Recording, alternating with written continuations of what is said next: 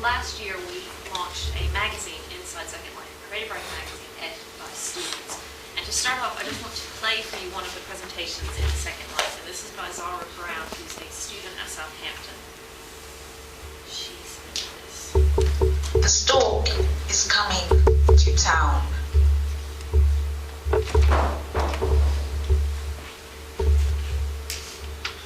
To Homerton Hospital.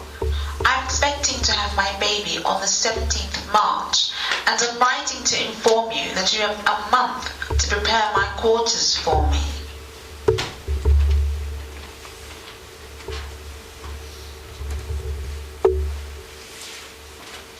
I expect that there will be no other noisy babies or mothers on my ward, even better, on my floor. I'm expecting the best care for my child and I'm positive that you cannot wait for us to arrive. When I arrive for a surprise inspection of the premises, I intend to see every nook and cranny in the hospital. So you had better clean up your act, or else I shall take my services elsewhere. When I go into labour, I am expecting that a midwife will stay by my side throughout the experience, and I shall not be left unattended to even once.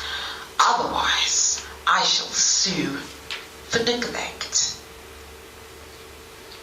When my child arrives into the world and has spent time with my husband and I expect that my child will be put at the front of the nursery, so anyone who walks by can admire his or her immense beauty. Also, when I arrive at the nursery, I shall not be approached by a nurse who wants to find my child for me. I went through 24 hours of labour. I know full well what my child looks like. I intend to have a water birth. No one is cutting me up, and I will not be high and dry. The water has to be imported from the Himalayas and warmed to 21 degrees Celsius, subject to change. In case this is too hot at the time, I know I will see a nurse on standby with a bucket of cold water chilled to 5 degrees Celsius, also subject to change. The nurses are not allowed to spread my legs further than 45 centimetres apart, no matter what happens. If, highly unlikely, I allow them to go further, the nurses must all relocate behind my head to avoid embarrassment. As soon as the baby is about to emerge, all of the nurses must leave the room, so my husband is the only one who will witness the birth. Approximately 30 seconds after the child has been born, the nurses must return to do their duty.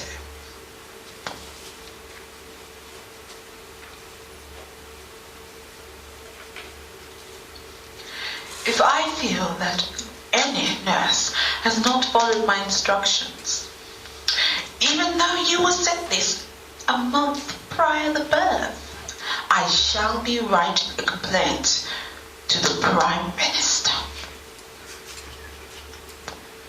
Yours sincerely, Selena and Carlos Menagerie.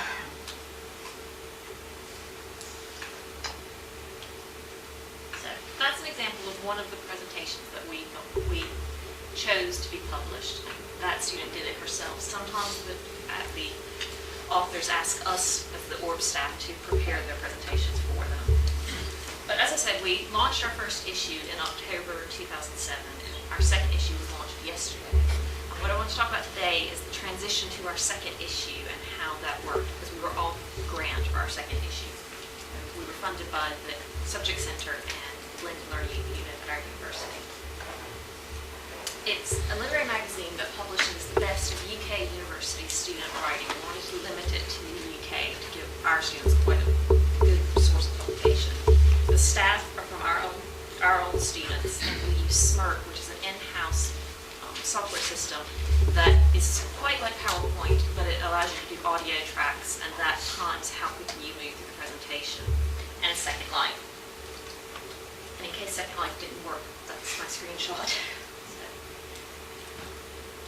Last year we found that we had some staffing issues in that we have two campuses that are separated by a maybe 15-minute walk and a 5-minute bus ride, but the gap is massive for our students. So computer science is on the other campus, we're on one campus, and we can't get any computer science students to join our staff because they don't want to take the bus ride over. So we're just having to deal with that one because it doesn't look like it's going to change. The main difference we found this year in our staff is that we introduced a new module for our third years in their final semester, and that's an independent project. The independent project was only 1,500 words more than their previous creative writing module, but to them it made an enormous difference, just the name of it. So we couldn't get any third years to be on the staff. So our second years, while they work hard, they don't have the level of skill and experience that the third years have, so we definitely noticed a difference in that. In Second Life, a very important part of Second Life is the ownership of land. And last year, our island was owned by SMIRT, which is the software program that we built the project around. There was a big debate in our university about who would own the island. SMIRT didn't want to have it anymore. The university wanted to buy it, but our head of school overruled this, and now the School of Humanities owns it, which does give us a lot more authority over what can go onto it. So that's a very, very positive outcome. However, because we don't have any computer science students, we're relying on the central computing staff who run Second Life as the whole university to make some of our changes for us. And they want to homogenize the look. They want our site to look like the university site, and I'll show you an image of that later. And along with that is the students' brand preference. I don't know about you, but my students wear lots of baseball caps with American sports teams, and they always have these stickers on them, and I asked them why, and they said, oh, you're American, you understand. That shows it's a real hat. I thought, well, okay. Americans tend to take those off. But, so it turns out they quite like the idea of it looking like a real-life campus, which to me, and I know this is my opinion, but as a staff advisor, I think the point of a virtual environment is to let it look not like a real campus, because it gives us the strength to be imaginative with our spaces. So this is kind of the dilemma we're having. Our students actually didn't get any designs ready, so nothing was changed this year. We may have to change it next year. This is a different angle view of our site. It has quite a few playful things, so that's a roundabout where you can spin around and see the whole site, and the university wants to take that off because it is considered to be playful. This is the university site. This is our representation. They want our pavements to look like their pavements. This is the LRC on the other campus, and it is an amazing building, but that is exactly what that building looks like. So, yes, that's kind of a dilemma we're having. But we deliberately put playful things into board. So you can get free t-shirts. There's a literature quiz that you can take. And we have interactive boards where anyone who visits the site can contribute their own poetry. So this is just something, I don't know this person, it's someone who came across our site. But this leads me to the problems of doing a student project. This is entirely voluntary, it's entirely extracurricular. And what we found this year, in part, I think due to not having the third years on the staff, is how do you keep up with students over a year-long project when it's not being assessed? We really struggle with keeping their attendance and enthusiasm and their communication up. They seem to have this idea that because I'm staff advisor, that means I do the work, and in the end I did quite a lot of the work, but that's not my plan. I've tried to talk to colleagues who have more interactive group work as part of their courses. So our head of school is a drama teacher, and she said you just have to let them go and make their mistakes, and then together they'll find the solutions. So I've tried doing that. A media colleague does online projects quite a lot, and what she said is you have much too large of a staff because we have 18. You need to have 3 people, and you need to pay them, and that way you can fire them.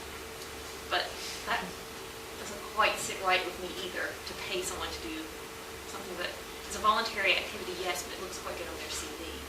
So as part of this, I will be really open to any ideas you might have of how you handle these situations in your teaching. So, lovely sponsors. Thank you very much. Could you just walk us a little bit around the actual space that's on the screen?